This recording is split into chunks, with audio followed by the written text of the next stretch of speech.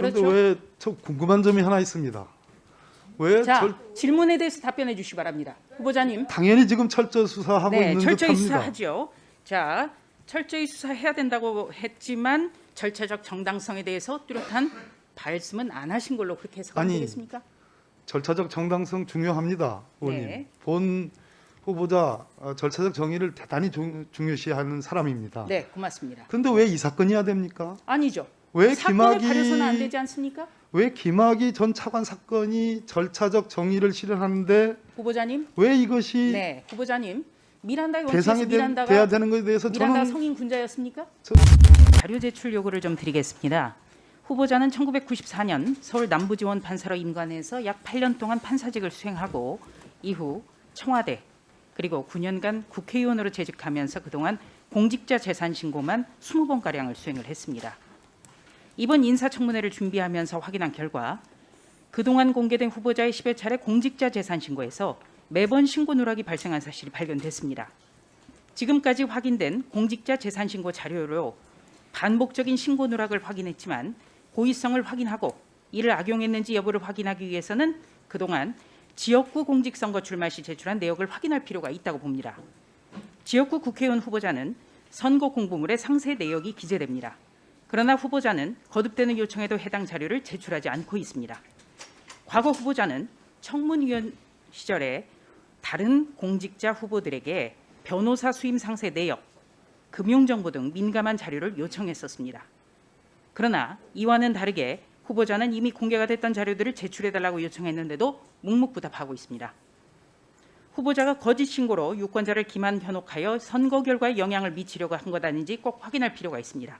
자료를 속히 제출해 주시기 바랍니다. 네, 질의 시작하겠습니다. 네, PPT 준비되면 바로 질의 시작하겠습니다.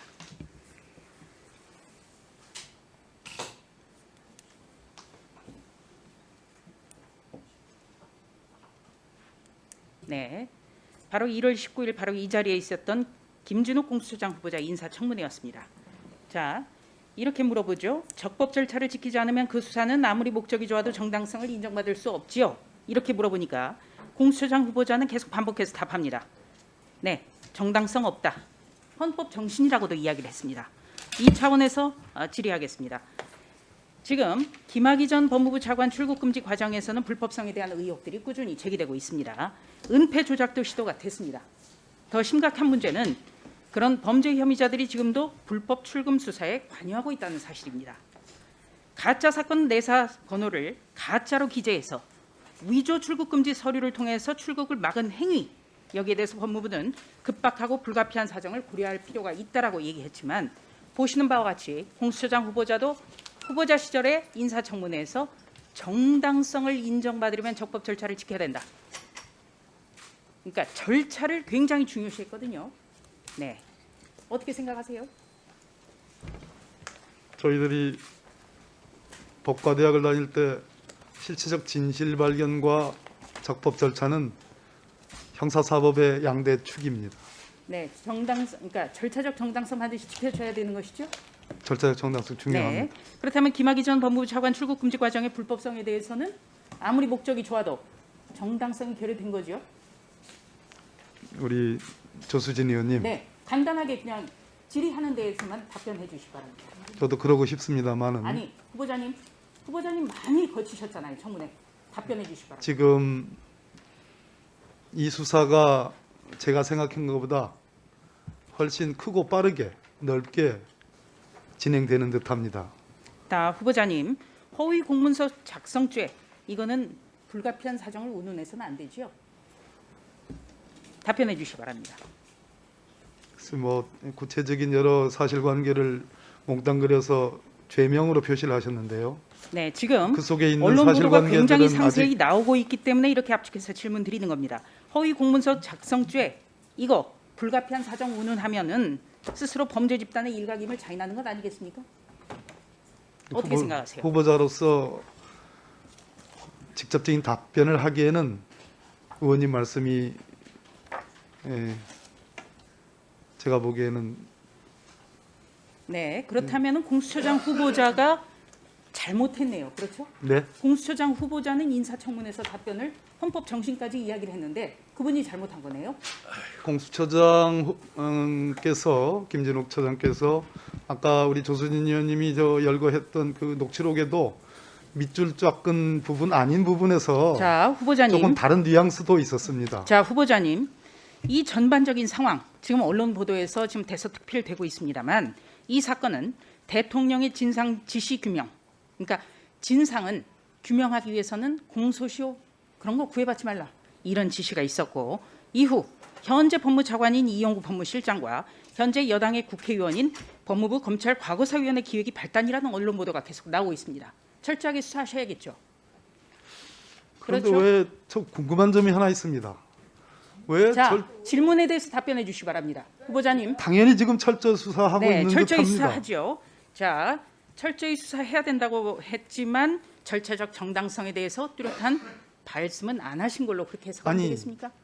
절차적 정당성 중요합니다, 의원님. 네. 본 후보자 절차적 정의를 대단히 중요시하는 사람입니다. 네, 고맙습니다. 그런데 왜 이 사건이야 됩니까? 아니죠. 왜 사건을 가려서는 안 되지 않습니까? 왜 김학의 전 차관 사건이 절차적 정의를 실현하는데 후보자님. 왜 이것이 네, 후보자님.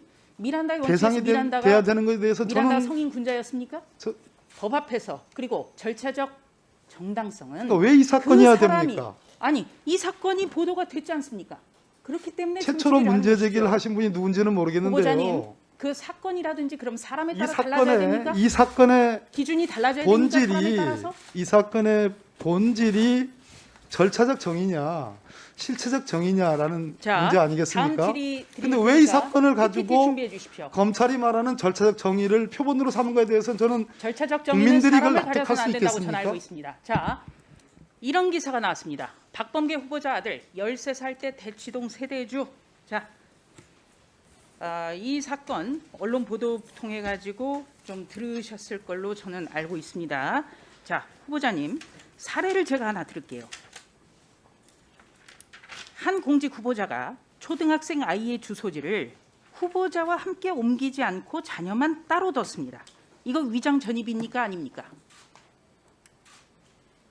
제 아들은 위장 전입 아닙니다. 자. 위장 전입이라 함은 자, 후보자님. 새로운 주소로 살지도 않으면서 옮기는 것이 위장 자, 전입인데요. 제가 제 지금까지 아들은 말씀드린 살고 있던 사례는 곳에서 후보자에 관한 것이 아니라 김대지 국세청장 후보자 청문회에서 나왔던 이야기고요.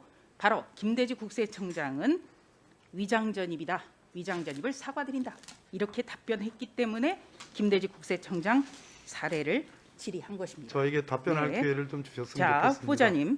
후보자님이 총선을 위해서 국회의원 선거를 위해서 대전으로 이사를 했고요. 배우자도 주민등록을 대전으로 옮겼습니다. 그런데 13살 아들은 서울에 남았습니다. 배우자는 서울에서 아이를 돌본 것이죠.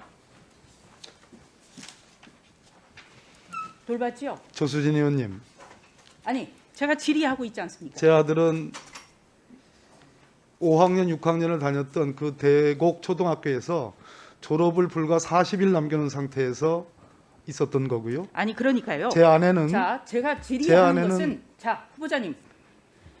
후보자가 대전으로 이사를 했어요. 왜? 대전에서 출마를 하니까. 그런데 부인이 주민등록지를 대전으로 옮겼습니다. 그래서 아들이 남겨진 거예요. 그렇죠? 예, 인정하시죠? 장모님이 계셨습니다. 그러면 배우자께서는 아이를 돌보지 않았습니까? 조수진 의원님 비례대표 의원 아니십니까? 아, 저기 지역구에서요. 후보자님. 지역구에 잠깐 후보자님. 제가 자, 답변 후보자님. 드릴 기회를 안 주시겠습니까? 배우자가 주민등록을 대전으로 옮겼죠. 옮겼습니다. 네. 그런데 아이를 돌봐야 되는 것 아니겠습니까? 부인께서? 당연한 이치입니다. 네. 그렇다면 저도 돌봐야 되지 않겠습니까? 배우자가 주민등록지만 옮겨놨다면 그거는 주민등록지 네, 조수진 의원님 정리해 주시고요. 아예 이렇게 지금 논란이 상당하고 우리가 참작하게 할 거라면 주민등록법을 아예 그냥 개정을 해야 될 것 아닌가 그런 차원에서 질의한 겁니다. 이사님. 위원장님 네, 저 잠깐만 박범계 답변을 좀- 후보자께서 이 사안에 대해서 답변 미처 못하신 거 있으면 짧게 답변해 주시고. 지역구 국회의원 출마자가 본인을 포함해서 그 지역구에 주소를 두는 것은 요건이 아닙니다. 그래서 그 주소지를 두지 않은 후보자도 꽤 많이 있습니다. 하물며 배우자가 주소를 이전함으로써 지역구에 주소를 두는 건 역시 아무런 요건이나 아무런 요구가 없는 겁니다. 즉 굳이 위장전입, 선거를 위해서 위장전입을 할 필요가 없었습니다. 제 아들은 아까 말씀드렸듯이 졸업을 딱 40일 남겨놓은 상태에서 전세 기간이 남아있는 상황에서 불가피하게 그렇게 주소를 남겨놓은 것이지 위장전입이 아닙니다. 그리고 아들은 서울에서 졸업을 한 이후로 바로 대전으로 와서 대전에서 중학교, 고등학교 다 졸업했습니다. 그다음에 제 아내 역시 네, 주민등록법 위반 사실 있습니까? 없습니다. 네. 제 아내 양보해 역시 주시고요. 네. 저를 따라와서 같이 주민등록을 둘 필요가 없었습니다. 그러나 장모님이 아이들을 돌보고 제 아내는 저를 뭐 참 돌본다는 표현이 그렇겠습니다만 저와 함께 주민등록을 하면서 그럴 필요가 있었기 때문에 그것이 법적 요건은 아니지만 실체에 맞기 때문에 그렇게 주소를 이전했던 거고 함께 살다가 물론 왔다 갔다는 했지요. 그러다가 최종적으로 큰아이 졸업을 하면서 일가족이 다 대전에 아파트 전세를 얻어가지고 함께 살게 된 것이 전부입니다. 예.